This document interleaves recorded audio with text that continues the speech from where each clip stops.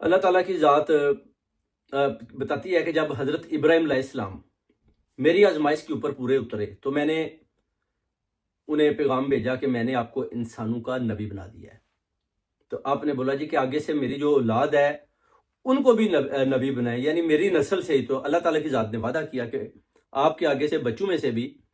جو اچھے ہوں گے ان کو میں نبی بناؤں گا، اور جو اچھے نہیں ہوں گے اس کا میں وعدہ نہیں کروں گا۔ اس کے بعد آپ کی بیوی تھی، آپ وہ تاریخ بتاتی ہے کہ ایک بادشاہ کے پاس جا کر ٹھہرے تو بادشاہ کی نظر حضرت سارہ علیہ السلام پر پڑی، تو انہوں نے جناب کوشش کی کہ کس طریقے ان کے نزدیک آنے کی، مگر فرشتوں کے تحت بادشاہ کے اوپر جو پھر قہر برسا اور وہ ڈر گیا خوف کے مارے۔ تو اس نے کیا کیا کہ جناب ان کو ایک تو رہا بھی کیا، چھوڑا بھی، اور اس کے بعد ایک کنیز